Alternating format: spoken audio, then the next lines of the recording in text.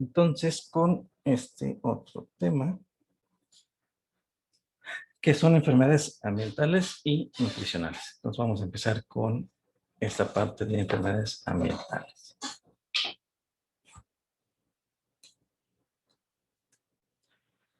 Bien, pues las enfermedades ambientales, como su nombre lo dice, hace alusión a los trastornos que podemos tener los seres humanos como consecuencia de la interacción que tenemos con nuestro ambiente.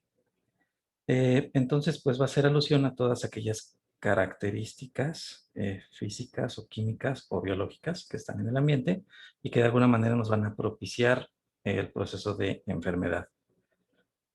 Al hablar del ambiente, no solo nos referimos a este ambiente, que es el ambiente exterior, que es como todo lo que está en nuestro entorno, al aire libre. Por ejemplo, aquí, pues que tenemos los elementos que pueden estar en el aire, en la tierra y en el agua, sino que también hace alusión a las patologías que podemos tener en el ambiente del hogar, por ejemplo, en la casa. También estamos sometidos o estamos expuestos a diversas sustancias o agentes que no están en el ambiente exterior propiamente. Por ejemplo, solventes, barnices, humos, etcétera, y que no están propiamente en el medio ambiente exterior. Entonces, le llamaríamos ambiente interior. Y también dentro de las enfermedades ambientales están aquellas relacionadas con la ocupación, porque a este ambiente le llamaríamos ambiente laboral, que también pues tiene algunas agentes o sustancias que se van a encontrar solo en este lugar y tampoco van a estar ni en el ambiente exterior ni en el interior, sino que en el laboral. Y pues también son muy peculiares. Entonces nos vamos a referir a pues esos tres ambientes cuando nos refiramos a enfermedades ambientales. Obviamente, cuando tenemos un ambiente como este contaminado, pues es muy fácil pensar en la gran cantidad de enfermedades que nos pudiéramos ocasionar. Y entonces pensaríamos que la gran mayoría podrían ser pues infecciosas o por agentes infecciosos o por absorción de sustancias que pues están depositados aquí. Pero la verdad es que no siempre resultan tan obvios los agentes que nos pueden causar daño dependiendo del entorno en el que nos desenvolvemos o en el que está el paciente. A veces son agentes que ni siquiera pensamos en ellos, pero que son realmente muy nocivos. Por ejemplo, en este caso estoy ejemplificando la radiación solar, la luz ultravioleta, que pues muchas veces no tenemos conciencia de que también es un agente que es en el ambiente exterior y que es bastante nocivo porque nos provoca, en primer envejecimiento prematuro de la piel y todo aquello con que tienes contacto, y aparte es capaz de generar enfermedades eh, tanto metabólicas como cancerígenas, por ejemplo el melanoma. Entonces a veces pues ni siquiera pensamos en ellas, ¿no? Y por ejemplo, regresando otra vez a la radiación ultravioleta, también pensamos que la radiación ultravioleta nada más está en el ambiente exterior, y eso es falso, también está en el ambiente interior.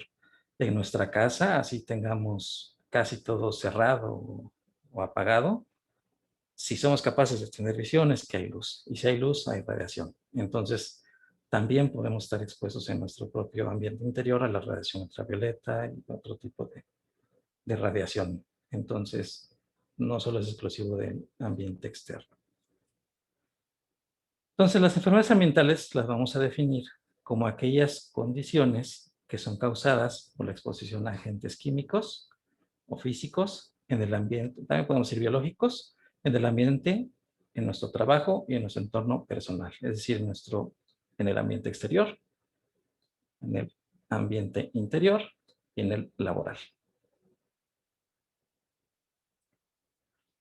¿Por qué perdón,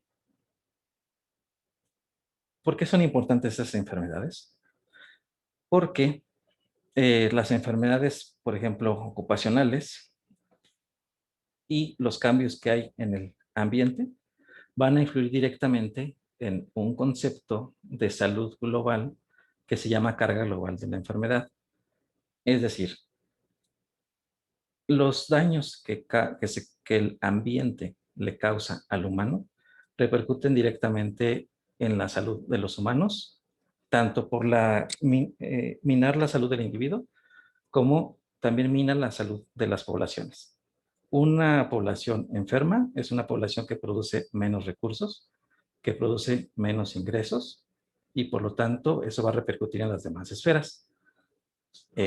Un país, mientras menos recursos tenga o genere, pues va a tener déficit de dinero, entonces va a tener peor atención sanitaria, va a tener peores condiciones laborales, peores condiciones económicas, etcétera. Trabajadores enfermos le van a costar mucho más a los sistemas de salud que alguien que no es trabajador, porque además de que tiene una enfermedad y hay que atenderla, no está trabajando, entonces no está produciendo. Entonces también tenemos horas hombre que están siendo desperdiciadas. Entonces todo eso, aunque nosotros no lo tengamos tan consciente, al ser médicos, es muy importante, es una carga muy importante financiera para los sistemas de salud y para los estados y países. Entonces, por eso es que es importante las características de tener un ambiente saludable. El propio cambio climático también parece ser que nos causa ciertos efectos en la salud. Y también los diversos agentes químicos y físicos van a provocarnos directamente toxicidad a nuestros organismos. También dentro de las enfermedades ambientales podemos considerar la contaminación ambiental, los riesgos de salud ocupacionales, las sustancias o drogas de abuso y daño por agentes físicos. Entonces, todas estas alteraciones son las que pueden ser causadas por las enfermedades ambientales, nutricionales, y son algunos ejemplos también de cosas en nuestro ambiente que nos pueden causar enfermedad. Entonces, esto es algo lo que les acabo de explicar. Viene un parrafito en su libro. Está súper difícil de entender cuando no tenemos ni idea de economía, pero bueno, es lo que les acabo de mencionar. La carga mundial de la enfermedad es como una medida para evaluar qué tanto dinero le causa o le cuesta a los sistemas de salud las enfermedades provocadas por cambios en el ambiente, incluyendo las enfermedades contagiosas y nutricionales. Y la unidad que se tiene para medir esa carga es esta, que se llama daily, años de vida perdidos por discapacidad.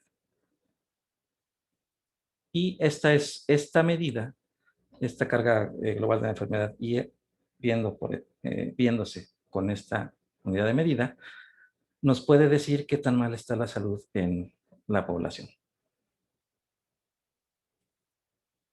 Bien, otros datos por los cuales es importante estudiar estas enfermedades ambientales y nutricionales es que la desnutrición también sigue siendo la principal causa aislada de pérdida de salud, porque pues las regiones donde hay más densidad de población, como el sur de Asia o como África, pues son los lugares más pobres también y los que tienen más problemas de desnutrición. Y siguen siendo las primeras causas de muerte todavía en aquellos lugares. También hasta hace unos cuantos años también había un dramático aumento en la mortalidad por enfermedades infecciosas, como por ejemplo VIH-Sida. Y también en los países desarrollados, la enfermedad cardiovascular es la principal causa de mortalidad. Y de alguna manera también eso está relacionado con nuestro medio ambiente, con una mala alimentación y otros factores que quizá influyan mucho, como el tabaco, la contaminación ambiental, etc.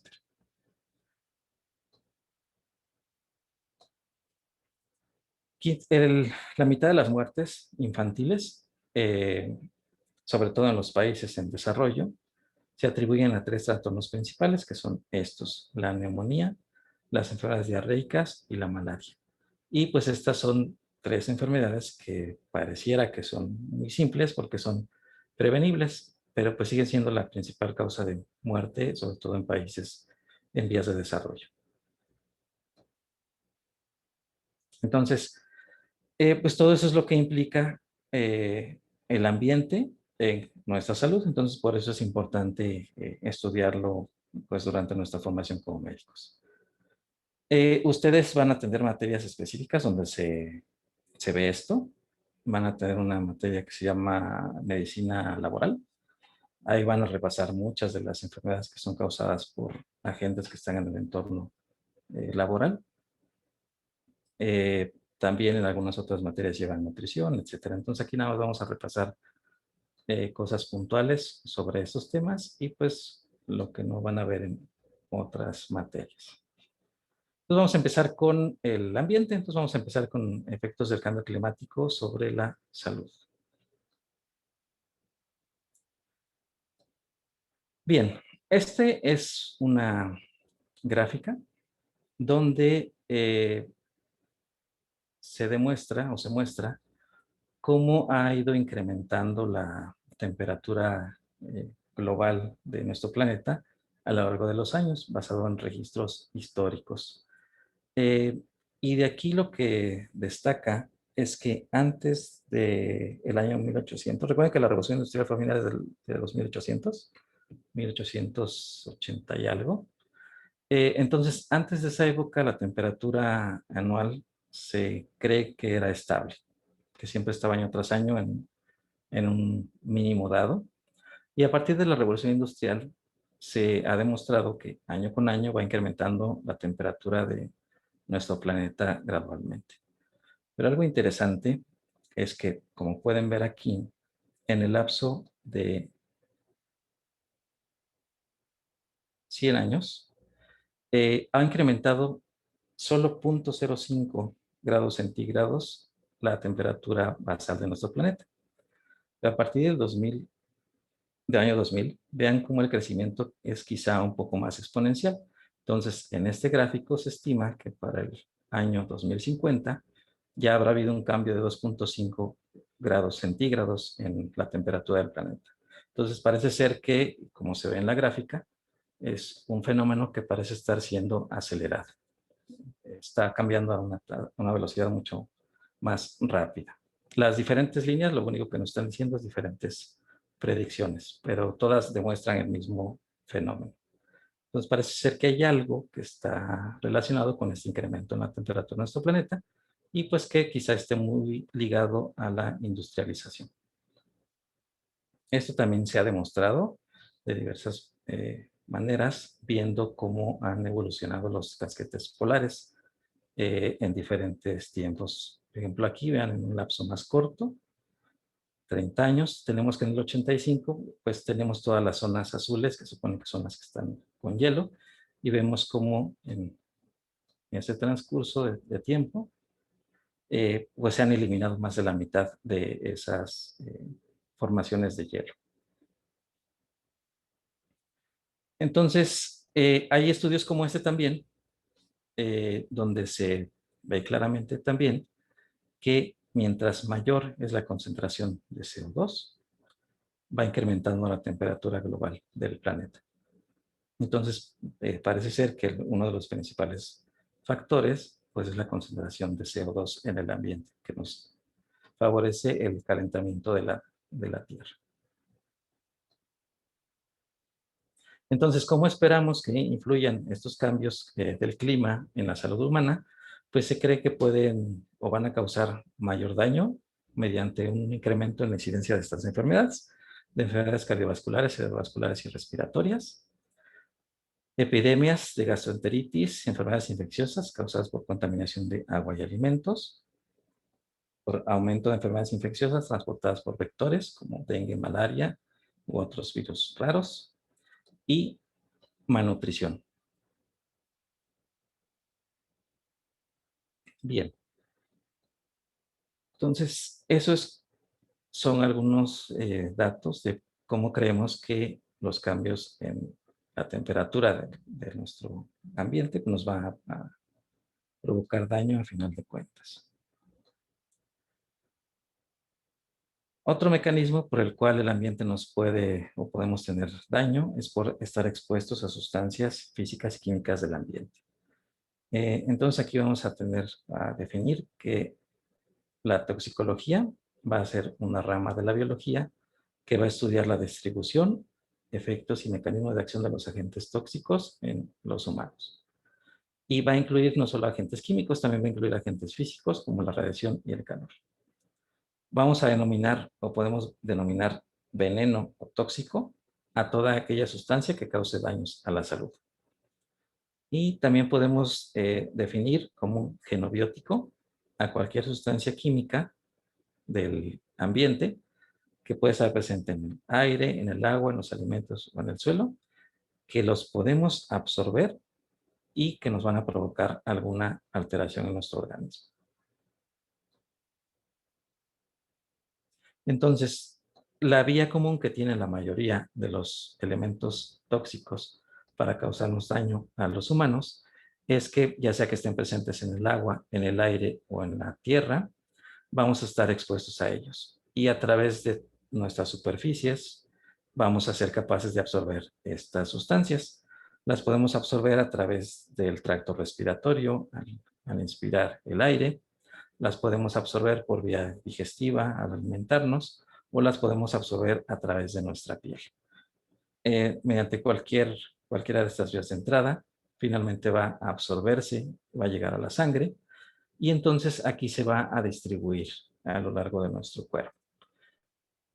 Mientras se está distribuyendo en los tejidos, puede ser que le ocurran diversos fines. Lo normal, pues, es que circula y va a llegar finalmente a los riñones o al pulmón o al intestino y por ahí se va a excretar. Lo ideal es que lo hiciera prácticamente de inmediato y sin cambios, pero el problema es que algunas veces puede quedar almacenado en algunos lugares. Algunas veces durante el metabolismo de estas sustancias se pueden generar metabolitos que son realmente los dañinos, que no pueden excretarse o que pueden almacenarse o que directamente me van a provocar toxicidad. Un ejemplo claro es el alcohol.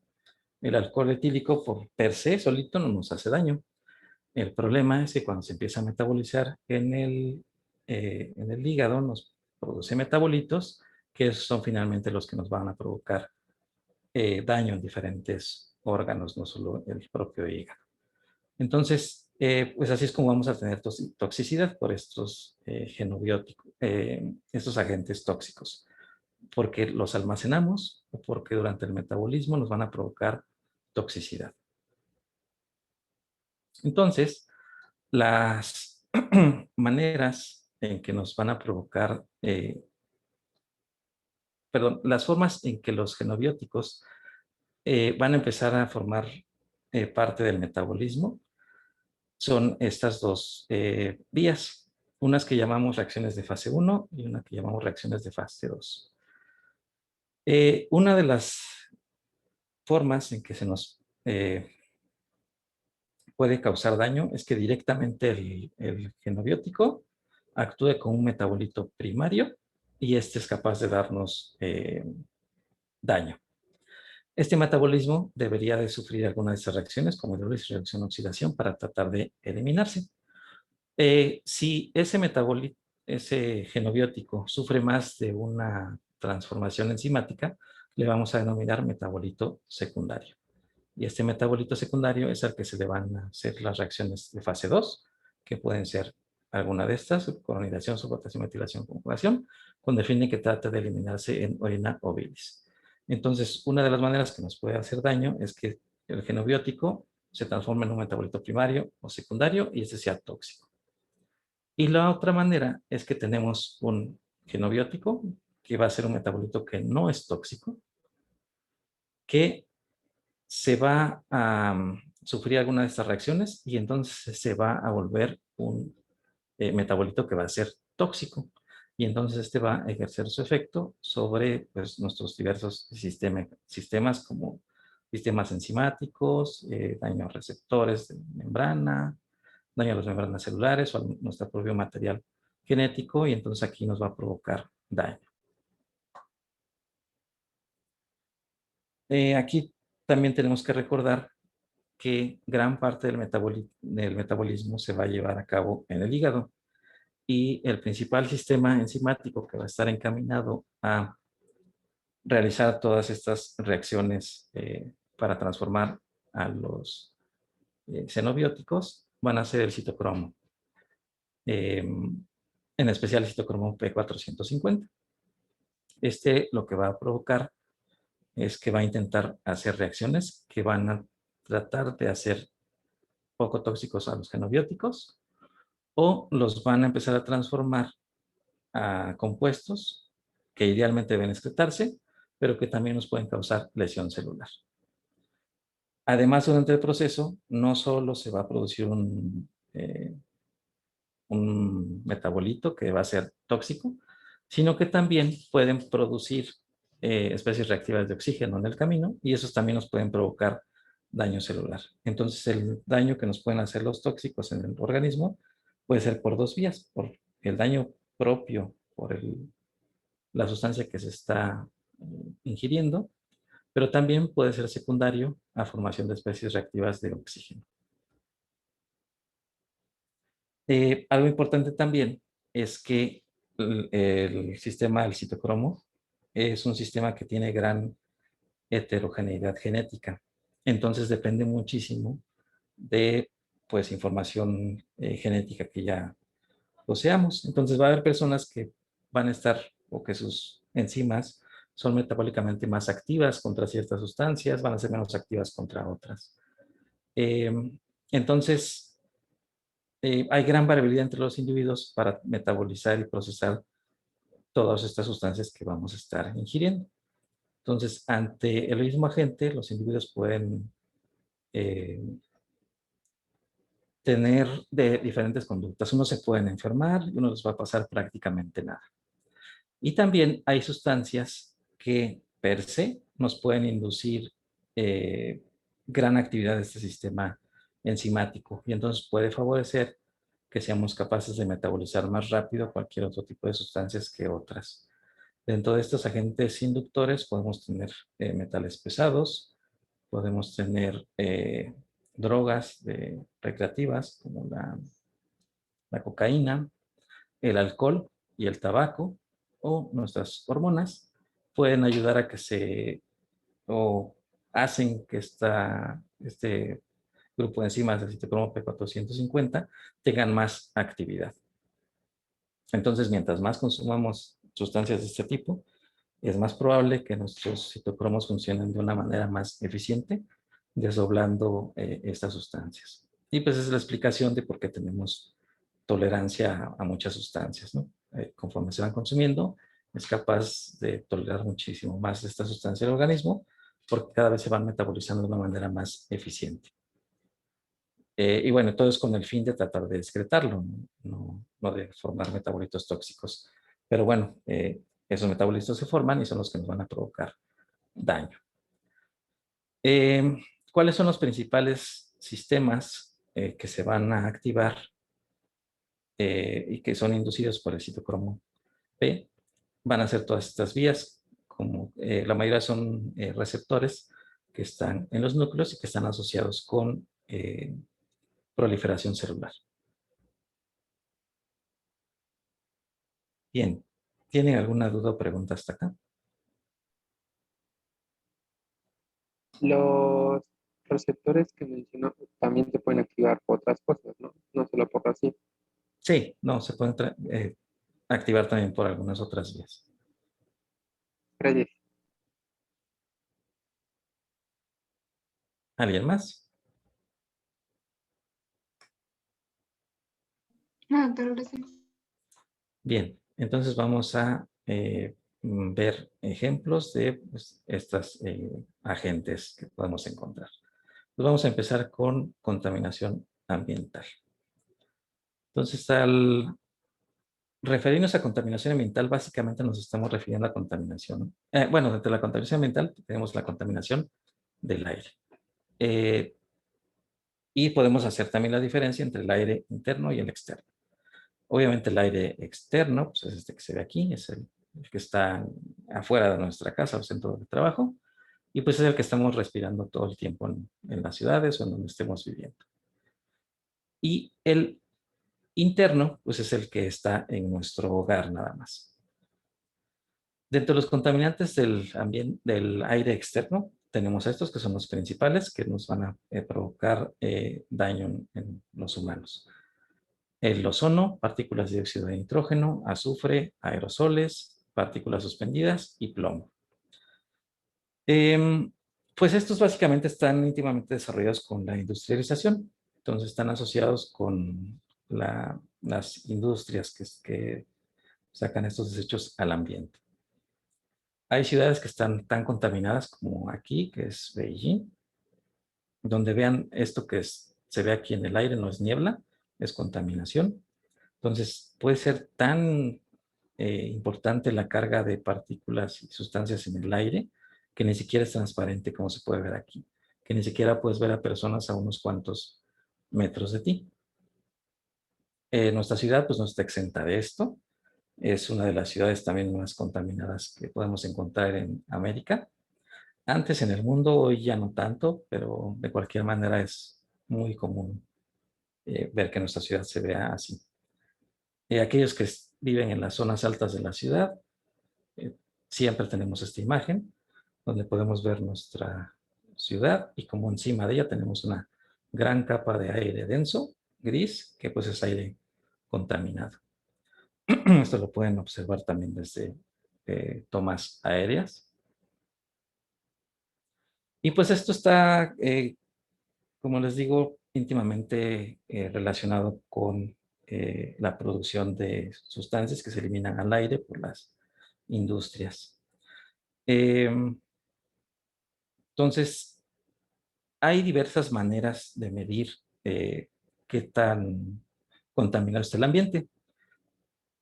Y las mediciones que más confianza se tienen y que más uniformemente se usan es medir los miligramos de partículas que hay de cierto tamaño. Y entonces tenemos escalas de medición que se llaman PM, partículas por millón, y después se le viene el tamaño. Entonces hay una que es las unidades más pequeñas que se pueden medir, que se llaman PM2.5 por metro cúbico. Es la cantidad de partículas por millón que hay por metro cúbico. Hay otra que se llama PM5 y PM10. Esos son los principales métodos que se tiene de medición de esto y que nos permite comparar con otras ciudades. Entonces, esto nos indica la calidad del aire. Obviamente, mientras mayor es la cantidad de o el número de esas partículas, pues es mayor el riesgo que hay contra la salud. Y mientras menos es que el aire pues está menos contaminado. Esta es una gráfica que eh, fue publicada, no me acuerdo en qué periódico ya, pero esta es una nota periodística de hace algunos años, basado en datos de la OMS. Estas son las ciudades más contaminadas de nuestro país. Y la ciudad más contaminada es Monterrey. Tiene hasta 36 PM2.5. Le sigue Toluca y después seguimos nosotros, el Distrito Federal. Algo importante e interesante de estas mediciones que hay en nuestro país es que no todos los estados tienen estas mediciones. Hay estados que no hacen estas mediciones. Por ejemplo, Hidalgo. Ven que en Hidalgo está la refinería de Tula, pues ni siquiera tienen monitorización del aire en riesgos, porque pues no todas las ciudades realizan esta monitorización del aire. Y nosotros en el distrito, tramposamente, tampoco hacemos esta determinación, sino que se creó nuestro propio índice de medición de la calidad del aire, que se llama IMECA. Y pues es una medición que es única para nuestro país y para nuestra ciudad, entonces eso nos hace un poco difícil compararlo con otros lados, pues porque nadie más mide eso como aquí se mide. ¿Cómo estaríamos en el mundo? Primero, estos son igual PM10 y PM2.5, mediciones en diferentes ciudades de Latinoamérica. Entonces vemos que las ciudades más contaminadas para PM10 de toda América, Monterrey es el primer lugar. Y en segundo lugar tenemos aquí Cochabamba, que está en Bolivia, Santiago de Chile. Bajamos un poquito y ya por ahí sale la Ciudad de México. Entonces, quizá ocuparemos cuarto, quinto lugar en toda Latinoamérica de ciudades más contaminadas. Y por partículas pequeñas, que son las más peligrosas, 2.5. La ciudad más contaminada en este estudio fue Bogotá, seguido de Lima, Salvador, Montevideo, etcétera. México también siempre está ahí en los primeros lugares. Entonces, vivimos en una ciudad muy contaminada. Eh, Algo que se me olvidó decirles es que mientras más chiquito sea el número de la medición, o sea, partículas por millón del tamaño 2.5, pues es peor para la salud, porque quiere decir que son más pequeñas las partículas, entonces pueden llegar más lejos en nuestros pulmones, llegan hasta los espacios alveolares. Las que van siendo de mayor tamaño, por ejemplo, PM10, son partículas más grandes, entonces no van a llegar hasta el final de los alveolos, se van a quedar atrapadas antes. Pero en el mundo, pues no estamos tan mal, porque hay ciudades que están N más contaminadas. Estos datos se pueden encontrar en la página de la OMS, se sacan cada año y vemos que los primeros 10 o 20 lugares de ciudades más contaminadas en el mundo, ambiental, en el aire, la gran mayoría van a estar en países que tienen mucha industrialización, o ciudades que tienen mucha industrialización. Y como pueden ver aquí, por ejemplo, de esta gráfica, casi todas las ciudades más contaminadas están en India, algunas otras en Pakistán. Bien, ¿qué enfermedades nos puede causar la exposición a estas partículas? Pues básicamente nos van a afectar por los sistemas con que está en contacto el aire. El pulmón y secundariamente el corazón y el sistema cardiovascular. Donde nos van a provocar tanto cambios adaptativos o estructurales, como nos van a provocar enfermedad aguda y crónica. Los cambios que van a provocar en nuestros sistemas es que vamos a disminuir el volumen y flujo de la expiración forzada, va a aumentar la inflamación, va a aumentar la proporción de factores de coagulación en la sangre y va a alterar la estructura de los vasos sanguíneos provocando constricción. Eso se va a reflejar en un incremento en el pulso y la presión arterial.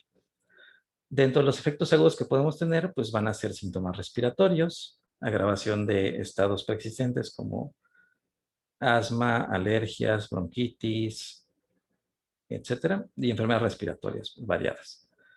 Nos pueden provocar también o ayudar a los eventos trombóticos en el sistema cardiovascular, nos pueden dar trombosis, infartos, arritmias, ataques cerebrales, etcétera. Todo eso sabemos que es causa de muerte. Y crónicamente nos puede provocar cuadros semejantes a la bronquitis crónica o al enfisema, y en el sistema cardiovascular nos va a provocar aterosclerosis.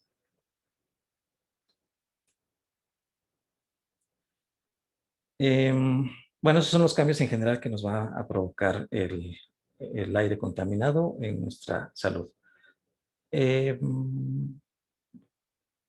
Específicamente las partículas que podemos encontrar, o las más comunes que vamos a encontrar en el aire contaminado, va a ser la presencia de partículas de ozono, que básicamente el problema con el ozono es que va a interferir con la radiación ultravioleta. Va a permitir que que pasen más directamente los rayos ultravioleta hacia la superficie terrestre y de esta manera nos van a exponer más hacia esta radiación. Y eso es lo que nos va a provocar básicamente el daño. Es la manera que nos va a provocar daño el ozono. El dióxido de azufre.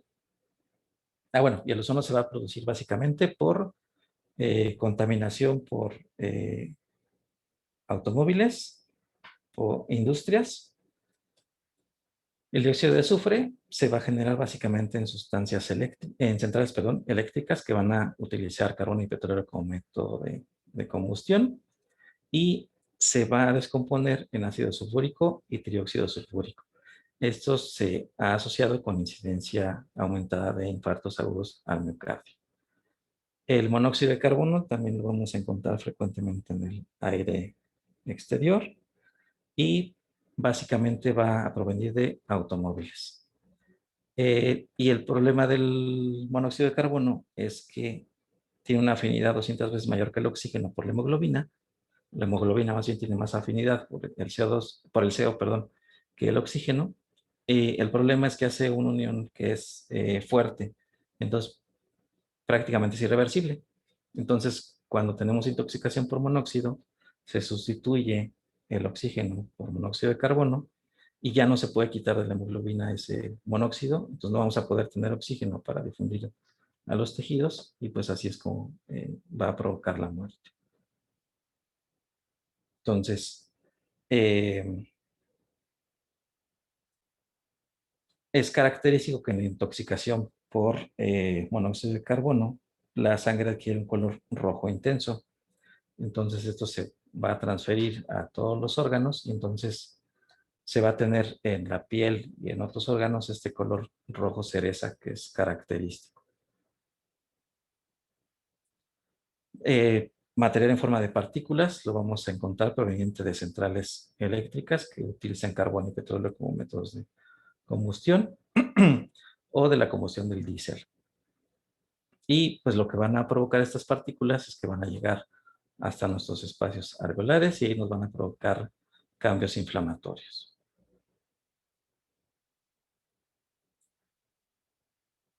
Bien, eso es en cuanto a contaminación del aire externo. ¿Tienen alguna pregunta? Sí, doctor.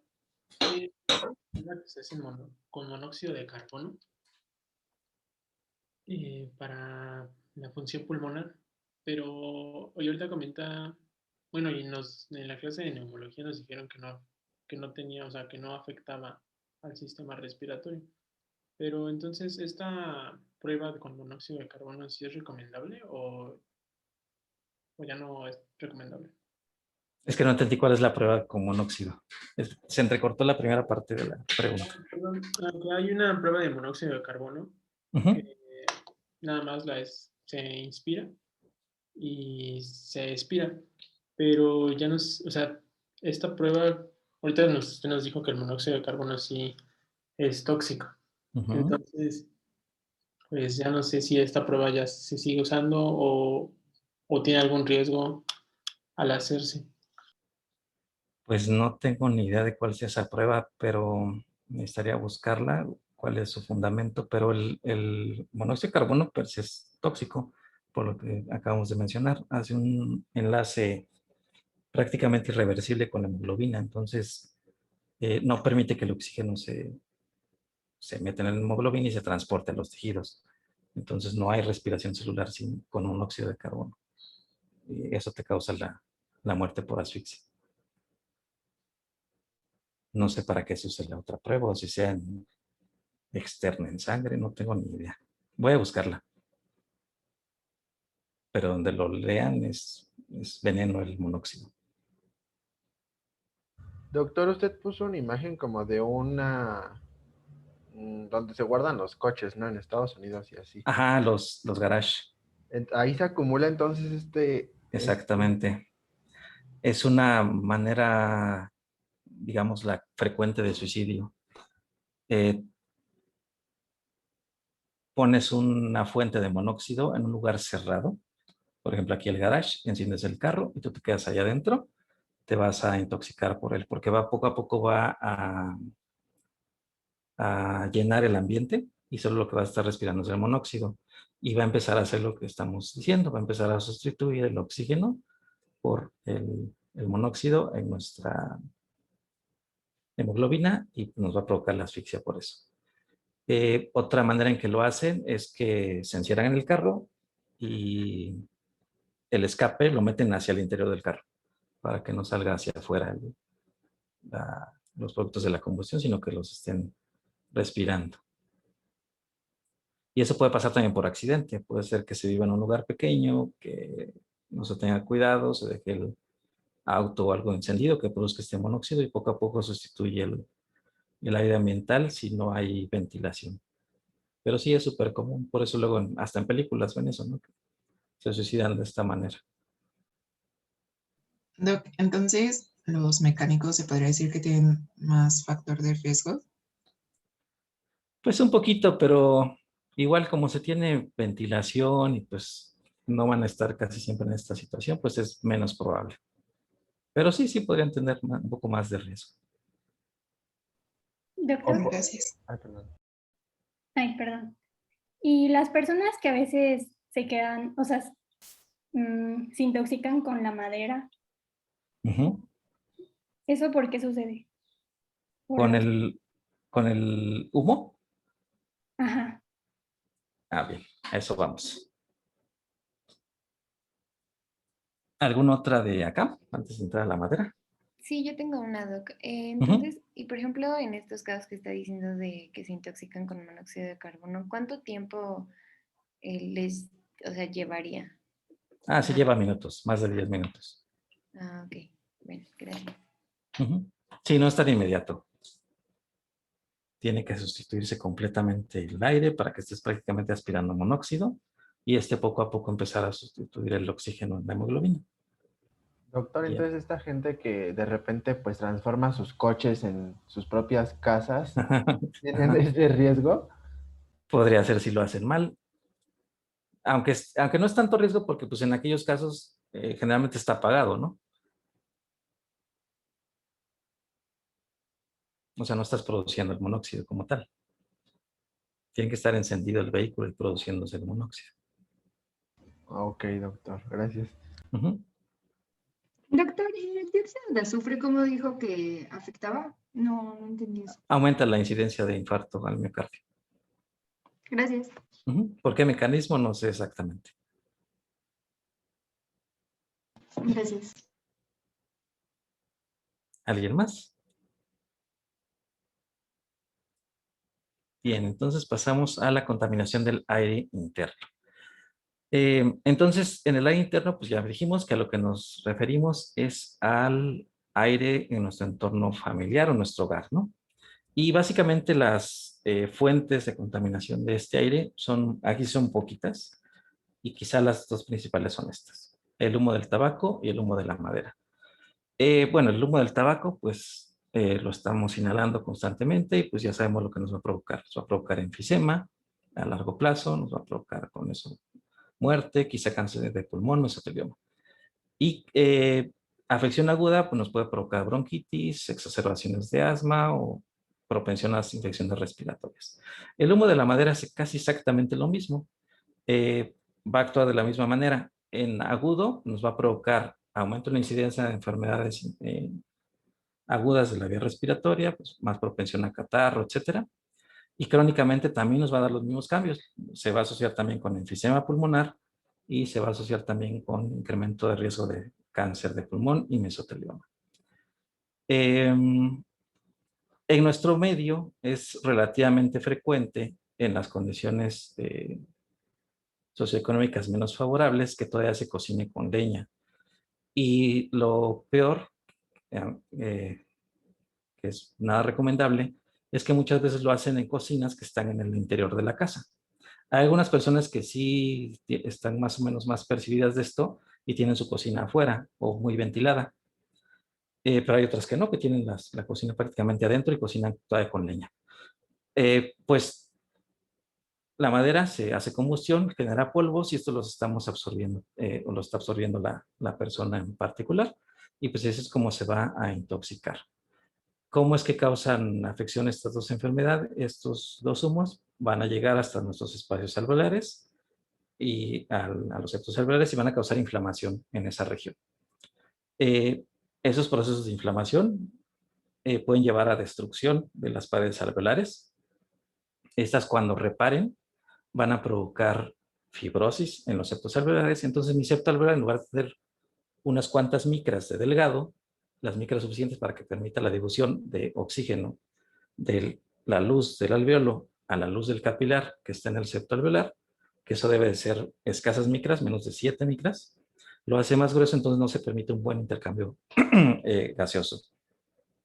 Al haber esta cicatrización del intersticio pulmonar, hace que el pulmón sea más duro, y entonces es menos distensible.